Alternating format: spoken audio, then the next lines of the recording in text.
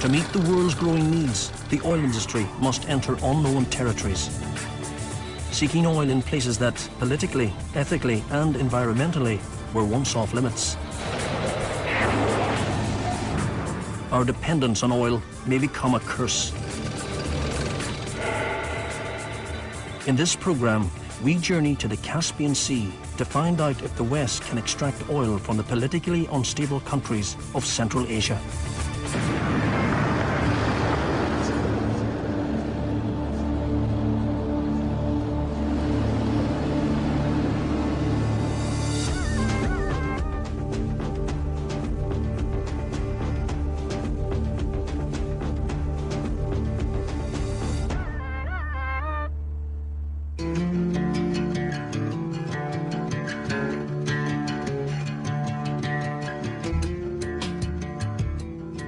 What you see when dawn breaks on the Caspian is a forest of oil rigs. It has taken us a long time to get this far. But Azerbaijan's state oil company has reluctantly given us permission to visit an oil rig.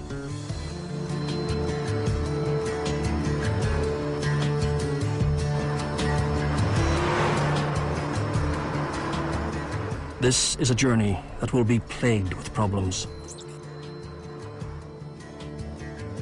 Some official has now decided we can't film after all.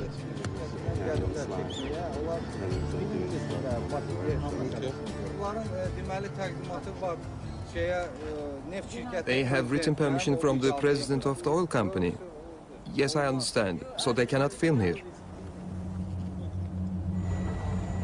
We haven't come this far for nothing, so we continue to shoot when we can.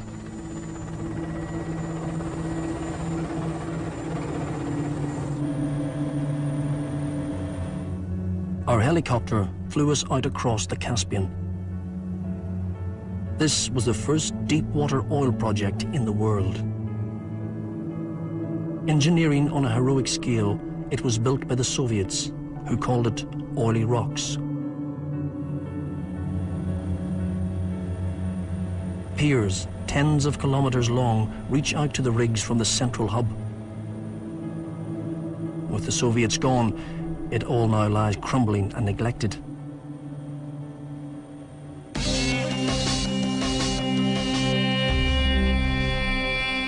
The Soviets have left their usual legacy of suspicion and paranoia, but at least we're allowed to film now. In charge of these new Western-style oil rigs is Telman Jafarov. I started work at Oily Rocks when I was 15. This oil and gas drilling division was set up in 1990, and I came to work here. For the last year and a half, I've been in charge. How big are the oil reserves? Well, children will be born. There will be enough for them and future generations. 2 generations? 3.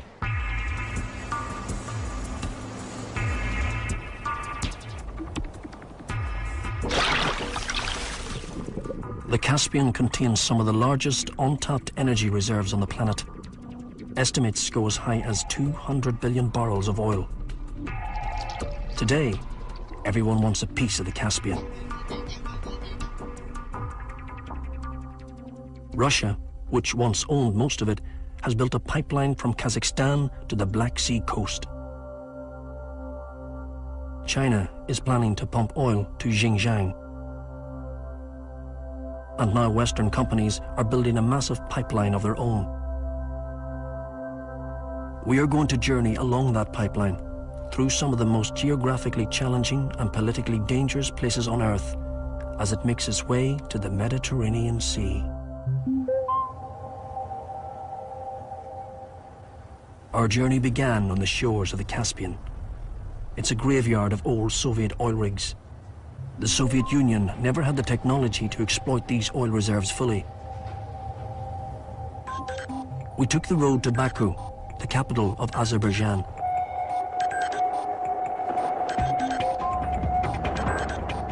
On our way, we passed an endless stream of slow, rusting oil trains, but only a fraction of Azerbaijan's oil reserves can reach the west this way. In a few years' time, 1 million barrels of oil will be flowing down the pipeline every day. That's $1 million an hour.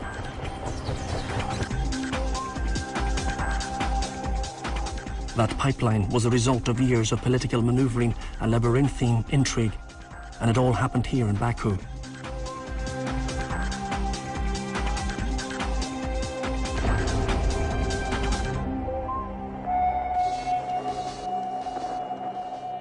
After the collapse of Soviet power, Azerbaijan's new oil fields were up for grabs. Hundreds of Western companies and entrepreneurs flocked here. History was repeating itself. Baku's last oil boom was more than 100 years ago.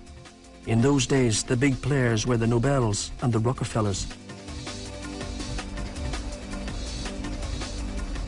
In the 1990s, Dave Churchman was one of those who came to seek his fortune in the remains of the Soviet Empire. When we first came here, it was sleeting and snowing. It was total chaos. You had men standing around with machine guns. It was kind of like the old Wild West. It was a strange time, but a very exciting time. Every oil company came here and wanted a piece of the action. So there was a tremendous amount of hype and a lot of, chaos. There are only so many contracts. There are so many oil fields. 5 or 6 companies would be bidding back then on one contract.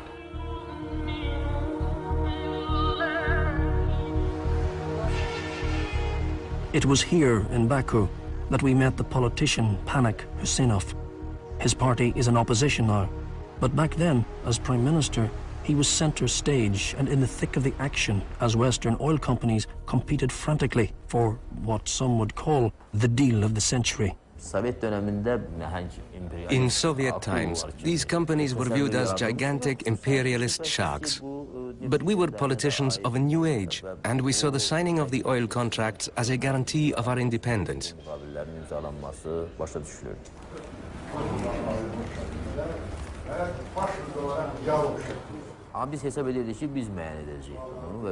Although we had not intended to have special relations with a single company, priority was given to British Petroleum, and this is a fact.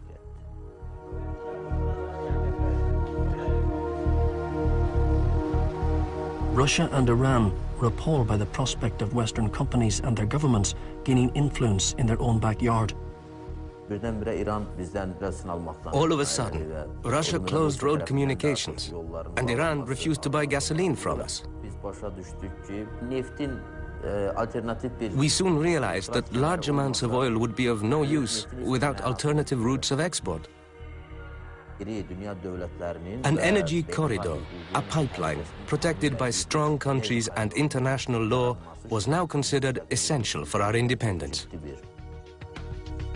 Azerbaijan and BP would eventually call it the BTC pipeline, because on its 1,100-mile journey through Azerbaijan, Georgia, and Turkey, it will link the cities of Baku, Tbilisi, and Ceyhan.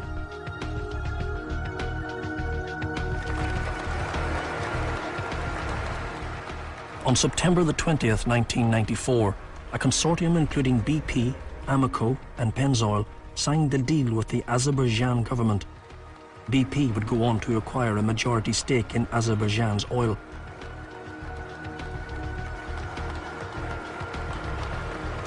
Following a coup, BP found itself in business with a new president. Under Haydar Aliyev's virtual dictatorship, Azerbaijan has achieved almost comical levels of corruption. One investigation reportedly found 800 companies involved in corrupt schemes with the state oil company. And a recent European Community-funded report rates Azerbaijan as the 6th most corrupt country in the world. That's up from number 8. None of this has stopped Aliyev giving his own son virtual control of the state oil company and engineering his succession as president.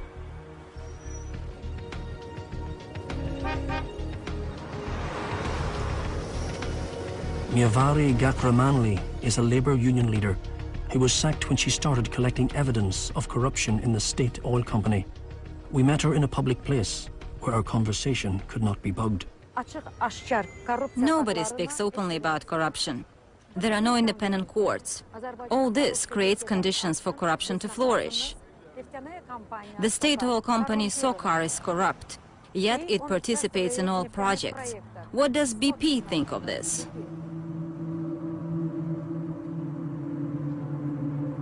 Miervari had been followed, and so had we. We were told the men shadowing us belonged to the Presidential Security Service. Although BP denounces corruption, it has signed a deal with a government and a state oil company widely accused of scandal.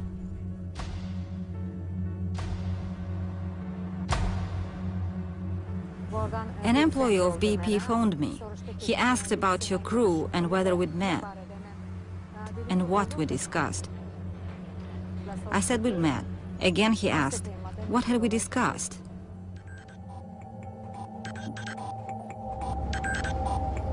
We were back on the road.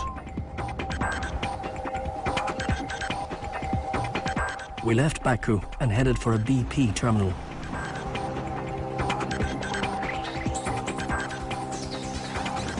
Sangachal will soon be the biggest oil terminal in the world.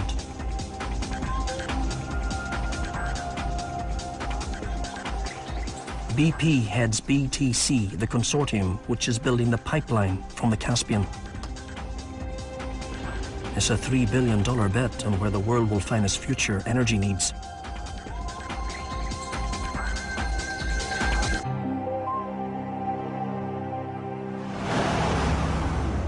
The project's CEO, Michael Townsend, is well aware of what a high-stake game BTC is playing.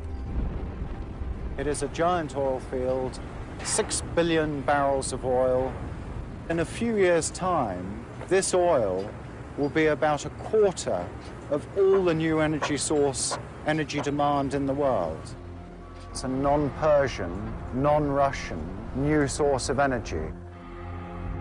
That is why it has the interest of America, it has the interest of Europe, looking at diversity of supplies, a new choice for customers, for consumers, and for countries. But diversity comes at a price. By avoiding Russia and Iran, the pipeline faces a different set of threats. The pipeline avoids known conflict areas along its entire length. That's the reason it's buried. Once it is in the ground, you don't see it, you don't hear it, and you certainly don't smell it. Very few people will actually know even where it is.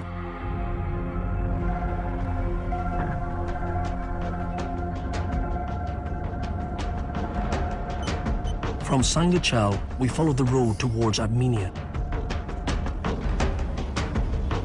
This would have been the pipeline's most logical route.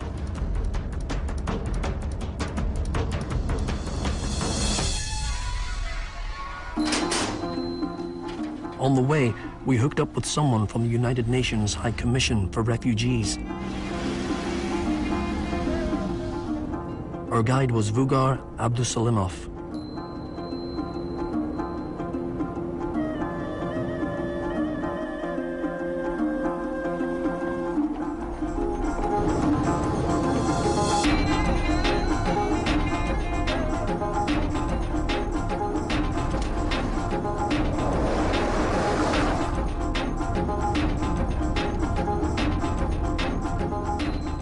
A couple of hours down the road, we came across what looked like abandoned railway cars.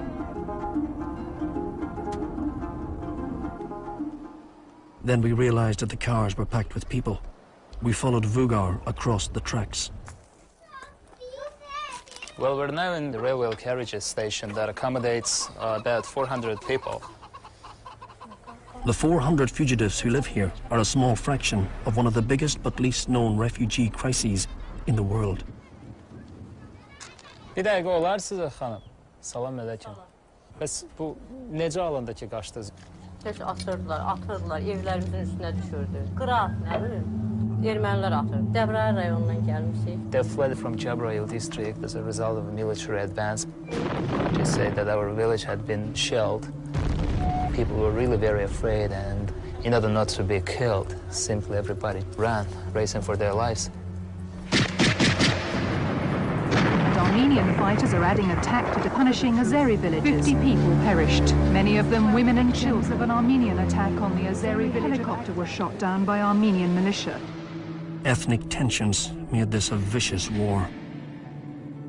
The fighting was concentrated on Nagorno-Karabakh, a region of Azerbaijan's inhabited mainly by Armenians.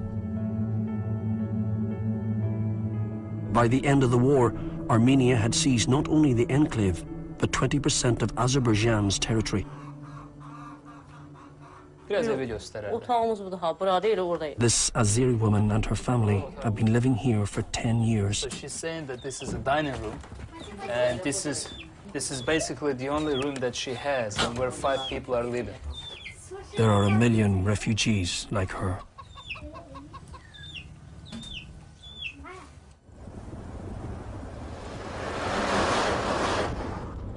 We drove towards the front line,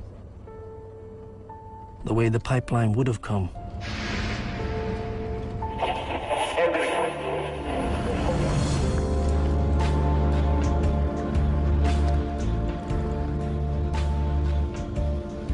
We passed bombed-out buildings and burnt-out factories.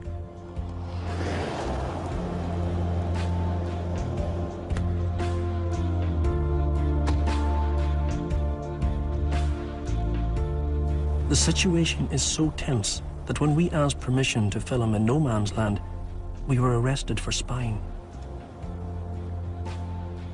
We were held for 2 hours, then escorted from the area. This is one of 7 conflict areas the pipeline must avoid, and so it loops to the north towards Azerbaijan's border with Georgia. We too headed north, trying to pick up the thread of the pipeline.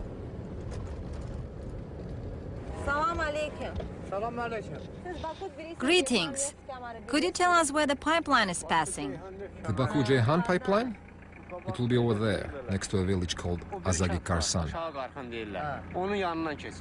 Okay, great. Would you like to jump in and we'll... His name was Camille. There's no work around here, so he had plenty of time to show us around. I'm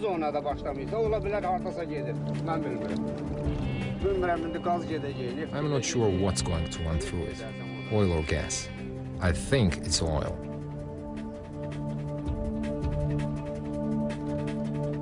Near an old Muslim cemetery, we met a farmer. People out here receive a single payment for the pipeline to pass under their land. Will the pipeline be good for you? Of course it will bring good to us. I'm a refugee. I was given a piece of land here. The pipeline people gave me money. 2 million manats in total. That's about $500. He had seemed quite happy with his $500.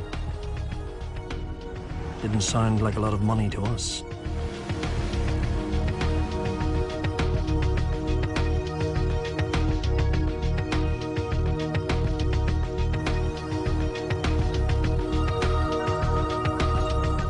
Before long, we saw a dark shape in the distance. As we drew near, we saw that it was steel pipes, stacked 15 feet high.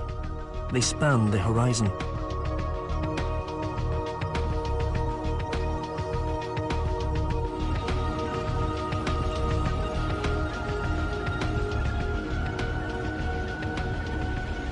It will take 150,000 sections of pipe to reach the Mediterranean.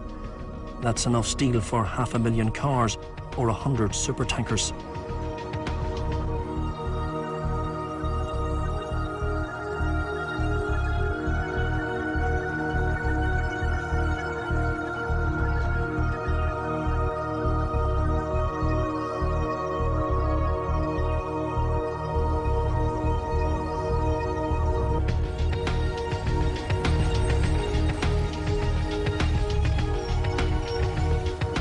But it seems that very little of the vast sums being spent on this pipeline actually trickled down to the local people, like our friend Camille.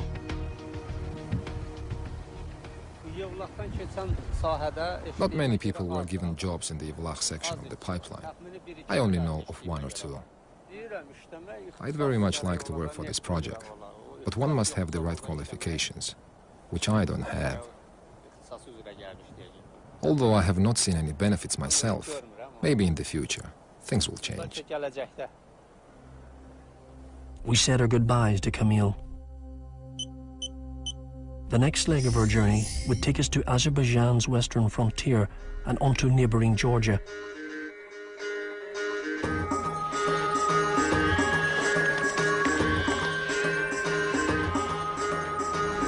We follow the road that runs parallel with the pipeline's future route. It's wide open country out here.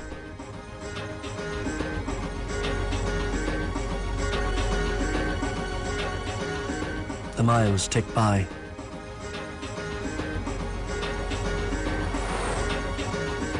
Every petrol station we stopped at was owned by President Aliyev's brother, Jalal. At least there's a free market for something. When our engine began to overheat, we stopped to buy some oil. Roadside traders sell this bootlegged engine oil in recycled Coca-Cola bottles.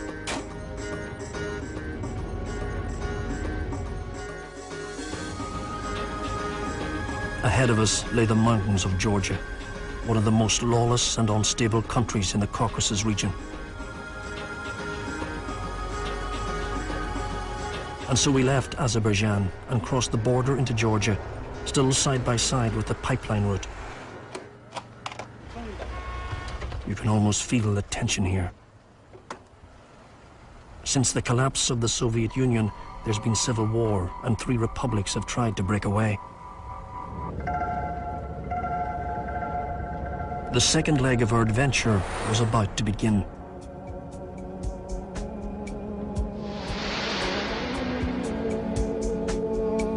Unlike Azerbaijan, Georgia is a Christian country.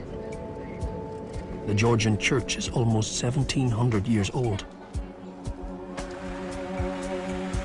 Georgia's kings fought long and hard against foreign tyrants, from Genghis Khan to that local boy made good, Joseph Stalin, still a hero to many Georgians.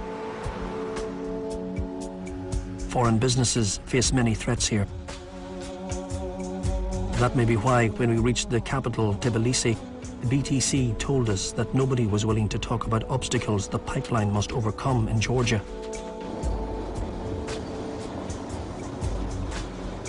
The only people we were allowed to meet were some local hardhats who were building one of the pipeline's pump stations. How do you think the pipeline is going to change your lives? We are already getting on in life, so we probably will not live to see the benefits. If it is beneficial to our grandchildren, that will be good enough. If the state uses the money wisely, it will benefit everyone. I'll be fine. I'm going to save up money and get married.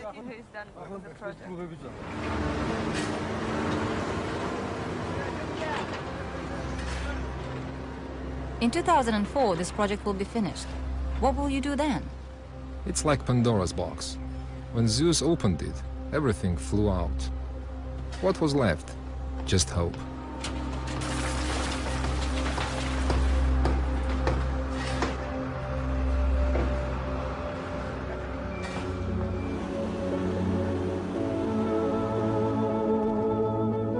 The words of the song go, "Fly, blackbird, fly." This was one of Stalin's favorite tunes.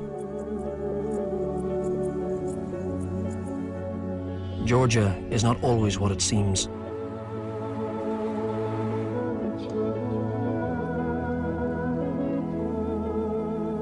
The mountains and passes of Georgia contain many perils for the pipeline and those who work on it.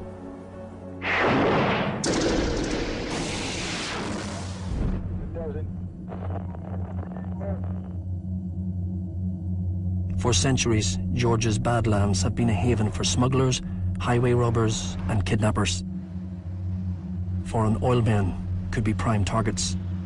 For foreign businessmen like Fadi Azli from Lebanon, this is simply one of the costs of doing business here. About 3 years ago, one of our employees was murdered. Then a year later, my assistant was kidnapped. Then a few months later, our offices were bombed. So then I realized that I should take security issues more seriously. Every now and then, a businessman is kidnapped. Definitely, kidnapping is a threat. People coming in should come in full knowledge that this is a reality.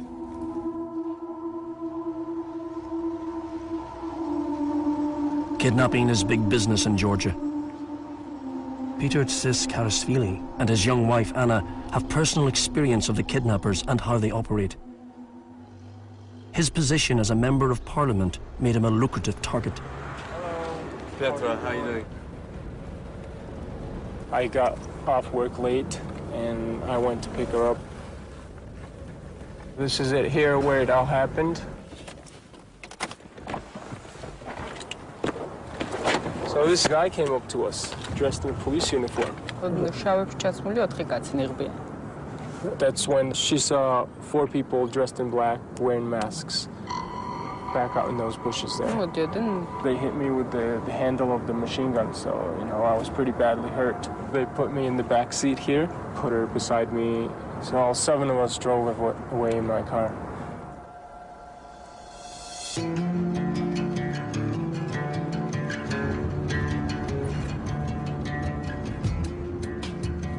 Like most people who were kidnapped in Georgia, Peter was driven into the dark heart of the Pankizi Gorge. It's a dangerous place. This is one of the block posts. The first one.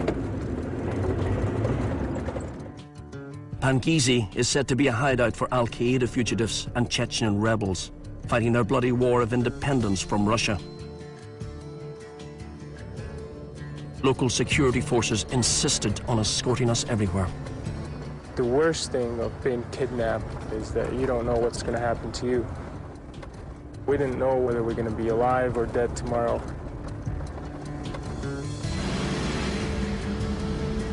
What makes Peter's story so nightmarish is that the security services here are widely believed to collaborate with the criminals. After I was released, I learned the authorities and criminals have a bond of making money together, dealing with narcotics. Then most of the kidnappings, they're involved. Peter believes that the pipeline is so important for Georgia, there's no way the pipeline workers will ever be targeted. People in the security, in the police, tell them who can be the targets and who cannot be the targets. Pipeline workers, they're in no case to be targeted. This is not a typical European country, unfortunately. That's why I understand this pipeline has more protection than other ones.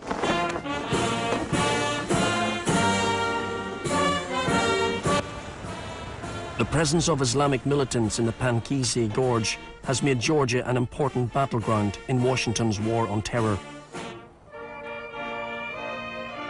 We travelled to Vasyani, 20 miles northeast of Tbilisi. There we found Georgia's then president, Edward Shevardnadze. He was forced out of office shortly after our trip. The president was inspecting the latest recruits for the US-run Train and Equip program.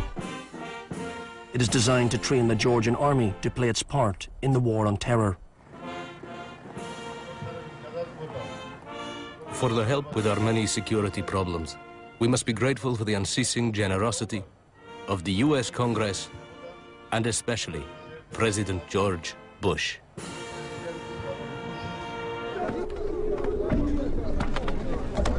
The collapse of Soviet power has left a vacuum which American soldiers and diplomats like Ambassador Richard Miles are keen to fill. Up until last summer, there was a large number of armed Chechen fighters in the Pankizi Gorge, and there was a small handful of international terrorists, non-Chechen, non-Georgian, who were also up in the Pankizi Gorge. President Shevardnadze made a special appeal to President Bush to help him develop an army and push these fighters and these international terrorists out. We went to see the program in action. Lieutenant Colvin, good to meet you. Good to meet you. Welcome to Advanced Operating Base Kurtanusi.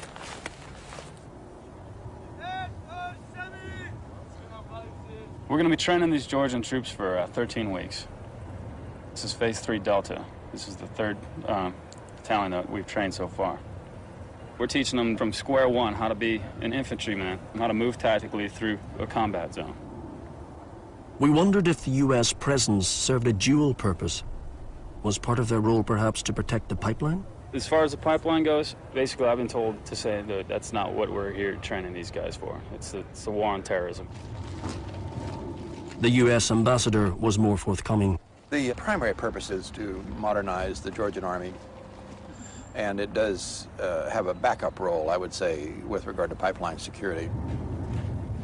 The pipeline is a strategic asset for not only Georgia, but for all the countries that are involved, and one in which we have an interest. We would not want to be fully dependent on Middle Eastern oil and gas. We would not want to be dependent on Russian oil and gas. So this is another source, and therefore it's valuable. The U.S. is not the only great power to have an interest in this region.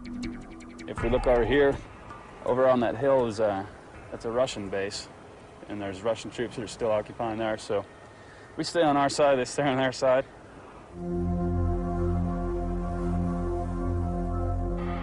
The pipeline's most logical route runs straight through another Russian base in the town of Akal-Kalaki.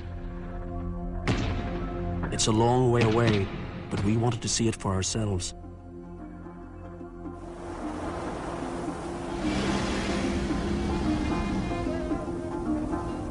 It was a hard drive south,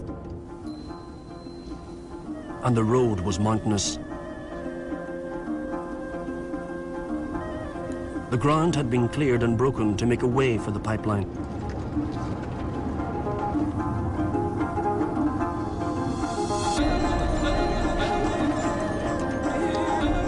Security will be provided by riders on horseback.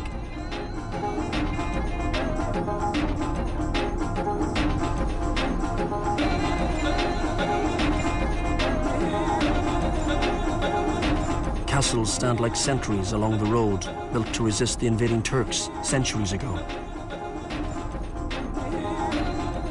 We found a Russian base under the hulk of one such castle. It looms above the town. A local showed us around.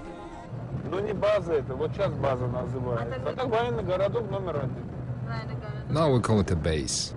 We used to call it military city number 1. Can we go in? I don't think so. They wouldn't appreciate that. Anyway, we'd need permission. BTC wanted the pipeline to come this way.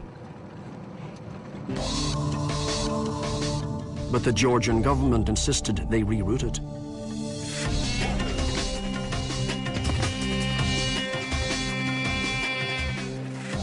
We went to see Georgia's then National Security Advisor, Tedo Jabaridze. To go close by to Russian military base, even in a peaceful town, is quite dangerous, I think. Because of existence of this base, we just passed it. Georgians believe the pipeline will help them break free from Russia's dominance of the region. If Russia regained control over Georgia, so this would block not only Georgia from the world community, but it would close down Azerbaijan and the huge space of Central Asian republics. The energy corridor itself.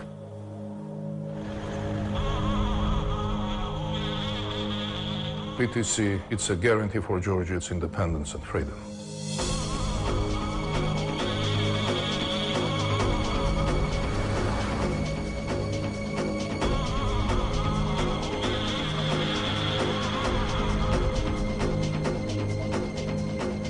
The decision to route the pipeline through the most treasured of Georgia's national parks has caused an international outcry.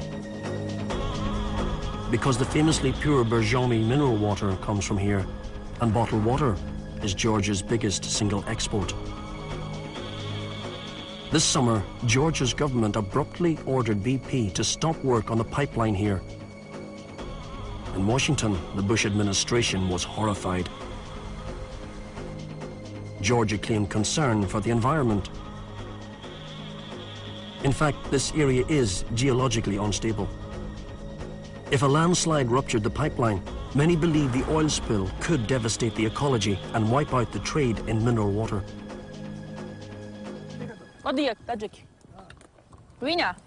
Katie Kivin-Kadse is a lawyer who's opposed to this route. So, Grisha Papa, what happened there? First, a large crevice appeared in our wall. It was in the spring. Then it split into two, growing by about 10 centimeters. We were invited to a village meeting. On our way, we noticed we're being followed. The car had blacked out windows. We were not the only visitors. There was yet another group who watched and took photographs. Many here believe the pipeline will make the landslides worse. The Georgian geologists do not hide their conviction that the situation is catastrophic. The village must be vacated. One villager seemed to disagree. There is no danger to the village at all. No danger whatsoever. Of course it's dangerous. The landslide starts in the field and is spilling over into the village. The villager wearing camouflage seemed on good terms with the other visitors. One of them turned out to be a government geologist. He saw no problem at all. The building of the pipeline cannot and will not affect the village or the landslide itself. They are on two different expositions of land. The village is on one level and the pipeline corridor on a different tract. There is no connection between the two. The villagers are clearly disconcerted by the controversy. We are very afraid of being used as pawns in political maneuverings. We hope that you and your visits don't complicate our situation. What's going on here? What's all this fuss? Who are these people? Where I was born and bred, where I shot my first arrow, that is where my motherland is. I would not exchange this land for paradise. Following direct intervention from Washington, pipeline construction did resume in the valley. As we left the village, we were still being followed. At the bottom of the valley, Katie told us they were members of a group set up by the Georgian International Oil Corporation. This monitoring group was set up by the oil corporations. Whenever we go up to that village, people from that group always follow us there. Today, they effectively control Borjomi. What happens here, how it happens, who comes to Borjomi, and what people say. If anything is set out of line with their views, they have devised other methods of dealing with these people.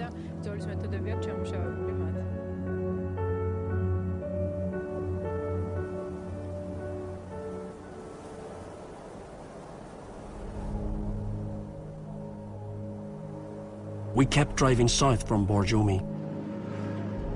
After about an hour, we found ourselves stuck behind this truck. It was stacked with pipes, so we decided to follow it.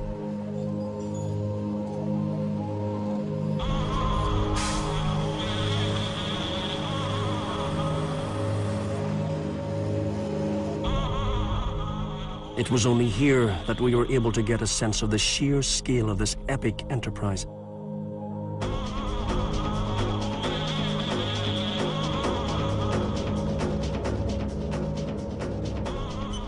We were now approaching the last international border on our journey. The Turkish leg of the pipeline stretches across 1,000 kilometers of mountains and plains.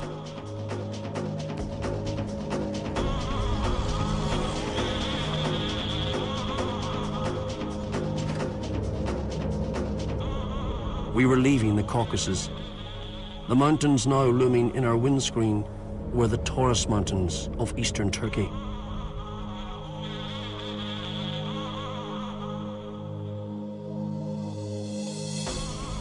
It was late when we reached the Turkish border near the one-horse town of Pozov.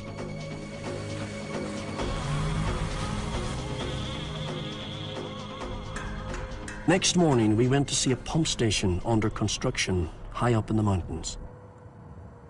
BTC's project manager here is Gary Allen. We were not allowed to ask him about anything except his job. So basically we've got a responsibility as the pump station team to connect our pump with the pipeline in order that we can then pump oil from beginning of 2005. You ahead? Are you behind? We're currently behind, but we know of a way forward. But that way forward can only be achieved if we have the weather with us. And we've got no control over that. Very shortly we're going to have thick snow here, temperatures down to -20, -30. Is what we can do in those conditions.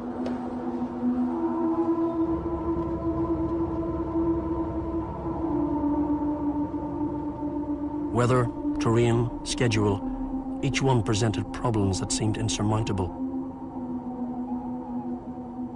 Somehow these engineers seemed to take it all in their stride. It's definitely time to get the winter woolies out, isn't it? The thermometer swings from freezing cold to scorching hot. Smile to stop my teeth chattering. When it comes to this project, all statistics are extremes. It's something like comparing this to the old great railway constructions. Here in Turkey, they were building 1,000 kilometers of what is essentially a wide road. We've got 80,000 joints of pipe to spread along the road before we weld them. There's a lot of, how many cubic meters of earth to move, George? About 70,000 cubic meters of topsoil to move across to one side, and probably 100,000 cubic meters of dirt to move to make a decent road all the way through. And then you start to put the pipes down. Then after that we have to start welding all the pipes. 80 pipes a day, which is a kilometre. After each weld, you have to x-ray the weld.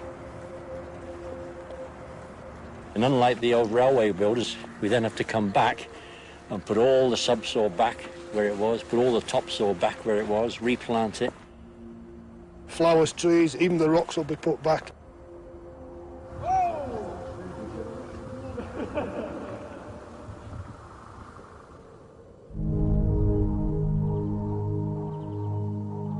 In eastern Turkey, the pipeline cuts through a landscape still locked in another age.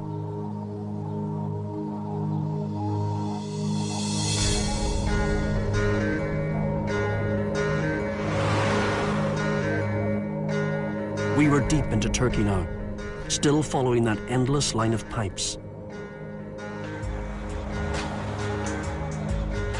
In the year 2005, the oil will start to flow 3 feet below this farmland.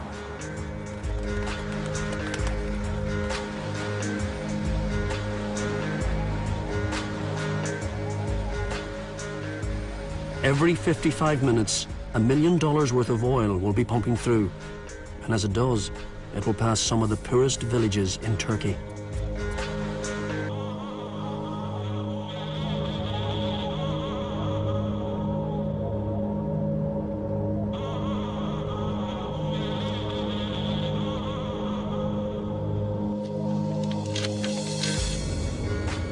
We turned off the main road into one of these villages, so poor that their basic fuel is cattle dung. You can see it stacked out in the fields. Naively, many of these subsistence farmers imagine that the pipeline might help raise them out of poverty.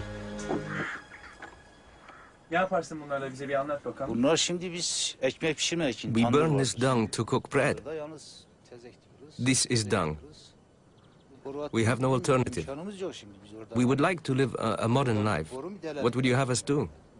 Siphon our fuel from the pipeline like criminals? I think most of Turkey's 50 years behind Europe, and we are 50 years behind them. There are some villages, 1 or 2 kilometers from here. I think the pipeline went across their land.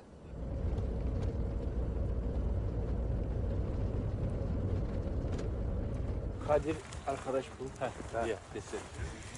Merhaba. 500 metre. It passed through about 500 meters from my field. Where is the pipeline route in this area? They've changed the pipeline route. It was to go near our village.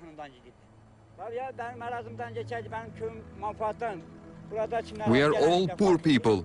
If the pipeline had gone through my land, now I would be rich.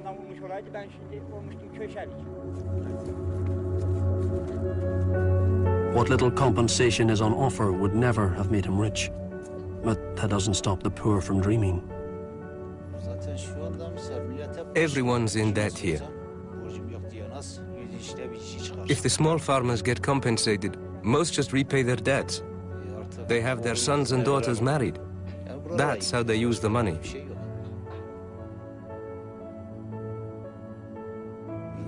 People can hardly scratch out a living from the earth here. If only the wealth from the pipeline could come back to us.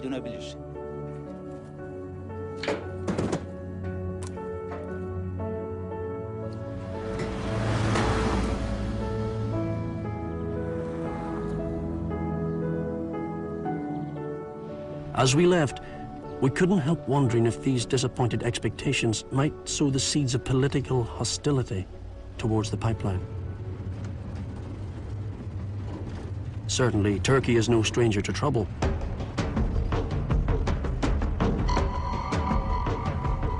The Kurds have long dreamt of a separate state. In 1973, a Kurdish separatist group known as the PKK set out to unite the Kurds of southern Turkey with those of northern Iraq. Fearing that its borders might be redrawn, Turkey set out to crush the uprising. An estimated 30,000 people have perished. The worst of the fighting was in the southeast. Although the pipeline skirts this volatile region, it can't avoid every Kurdish village.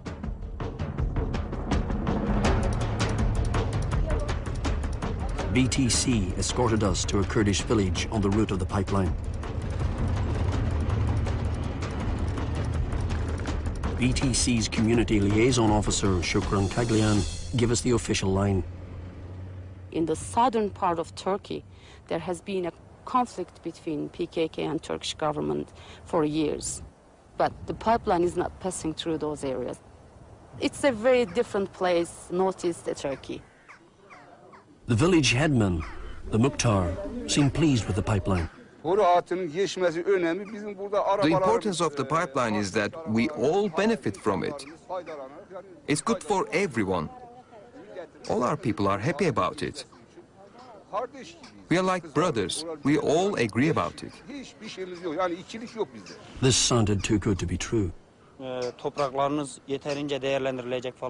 Before, they said you'll get lots of money,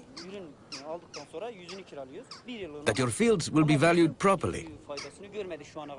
3 of my fields were acquired for a year's rent.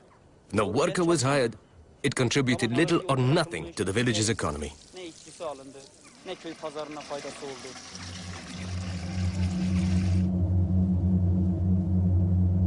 There are other angrier voices who speak for the Kurds. One night, we arranged to meet Gungor Alp, a member of the main Kurdish separatist party, DHAP. The Turkish government says DHAP has links with the PKK, a terrorist organization, which DHAP deny.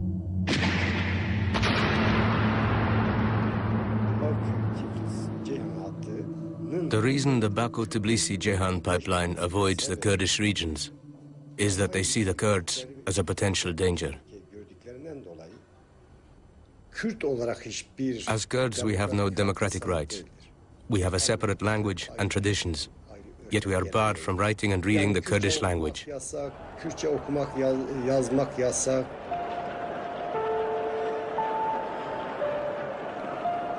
Turkey has refused to make any concessions to the national aspirations of the Kurds, so the PKK embarked on a war of terror. Attacks on Turkish targets across Europe. A series of murderous attacks led to the inevitable cycle of government retaliation and oppression.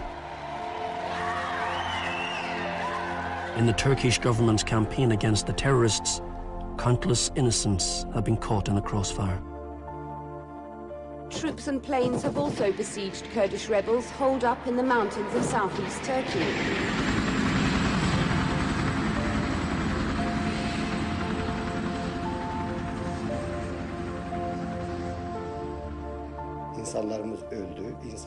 For 15 years, our people died. Villages were burnt. People driven from their homes or sent into exile. Their land confiscated. In 1999, a halt was called to the fighting. Presently, there is a growing danger of war, with rumors of planned assassination. If violence should emerge again, I believe the pipeline corridor will be one of the first targets to hit.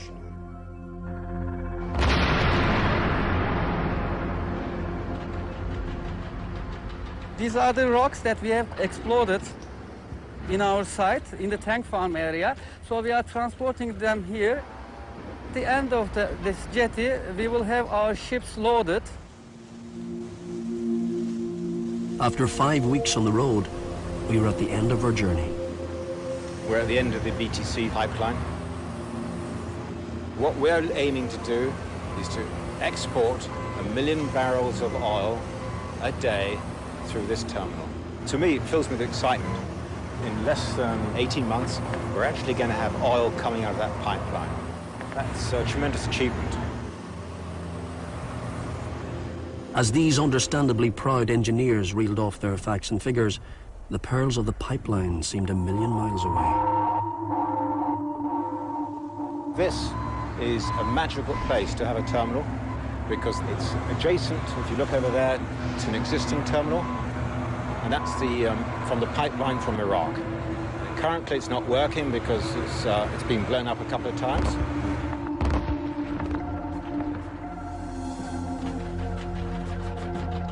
The hard facts of geopolitics keep intruding. The BTC pipeline is being built to ensure that Western oil supplies will no longer depend on the violent vicissitudes of the Middle East. We have followed the pipeline through Azerbaijan, Georgia, and Turkey. It's supposed to herald a new era in energy policy. It could bring with it prosperity and stability, or it could become a target for envy and anger, a hostage to the politics of these lawless regions. The West needs the pipeline and the oil that flows through it. But as we headed home, we wondered, can it deliver?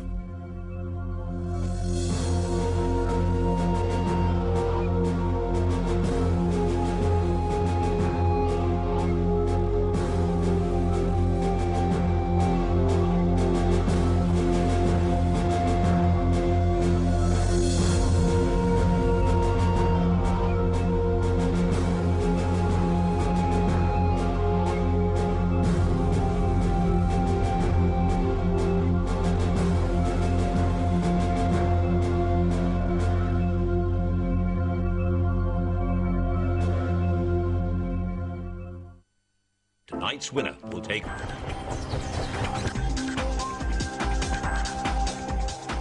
That pipeline was the result of years of political maneuvering and labyrinthine intrigue, and it all happened here in Baku.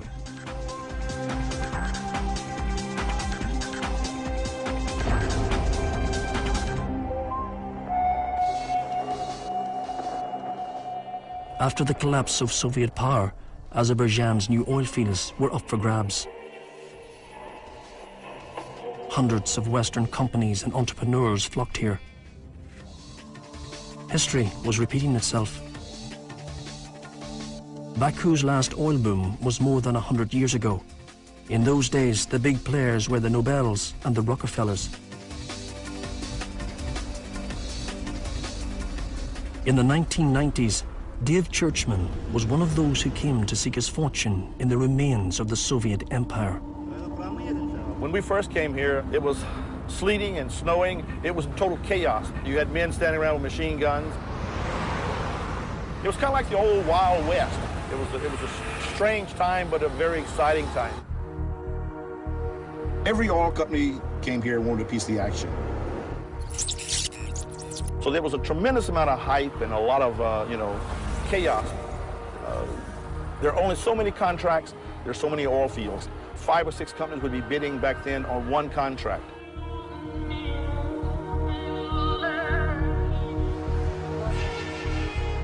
It was here in Baku that we met the politician Panik Husinov. 3.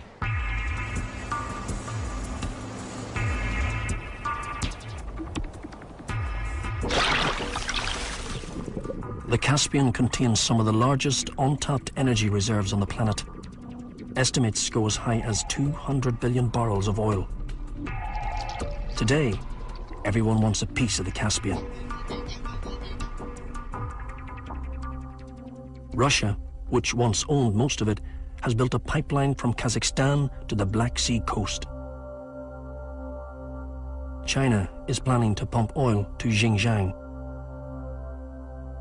And now Western companies are building a massive pipeline of their own. We are going to journey along that pipeline, through some of the most geographically challenging and politically dangerous places on Earth, as it makes its way to the Mediterranean Sea. Our journey began on the shores of the Caspian. It's a graveyard of old Soviet oil rigs. The Soviet Union never had the technology to exploit these oil reserves fully. We took the road to Baku, the capital of Azerbaijan.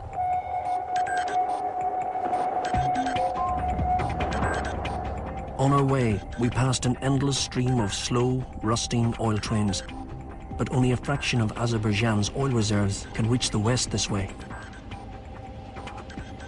In a few years' time, 1 million barrels of oil will be flowing down the pipeline every day. That's $1 million an hour. His party is in opposition now, but back then, as Prime Minister, he was center stage and in the thick of the action as Western oil companies competed frantically for what some would call the deal of the century.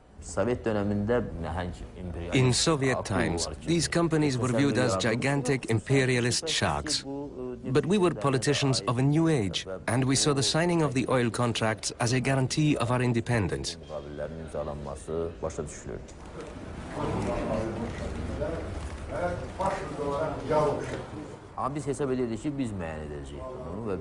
Although we had not intended to have special relations with a single company, priority was given to British Petroleum, and this is a fact.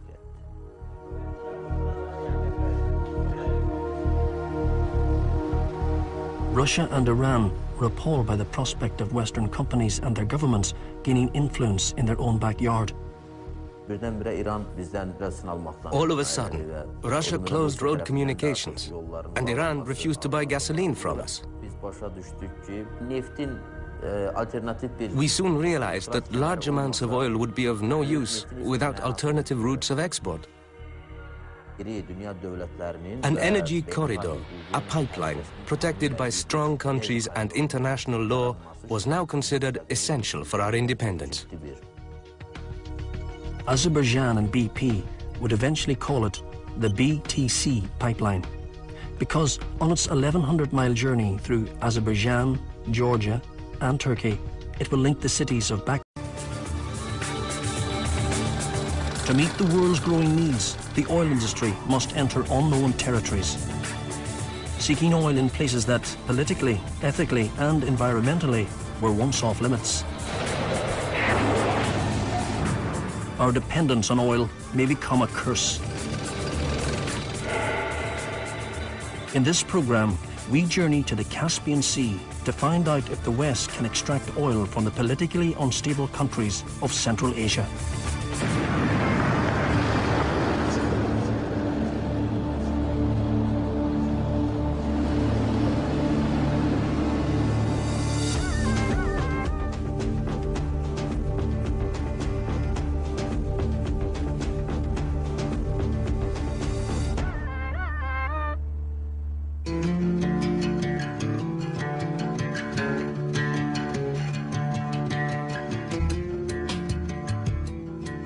What you see when dawn breaks on the Caspian is a forest of oil rigs. It has taken us a long time to get this far. But Azerbaijan's state oil company has reluctantly given us permission to visit an oil rig.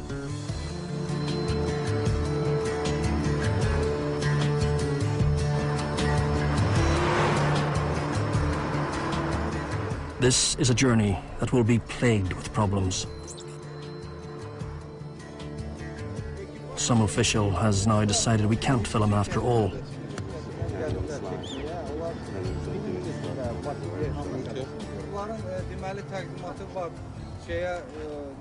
They have written permission from the president of the oil company. Yes, I understand. So they cannot film here. We haven't come this far for nothing, so we continue to shoot when we can.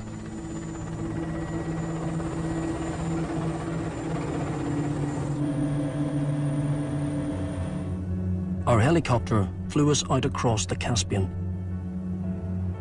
This was the first deep-water oil project in the world. Engineering on a heroic scale, it was built by the Soviets, who called it oily rocks. Piers, tens of kilometers long, reach out to the rigs from the central hub. With the Soviets gone, it all now lies crumbling and neglected.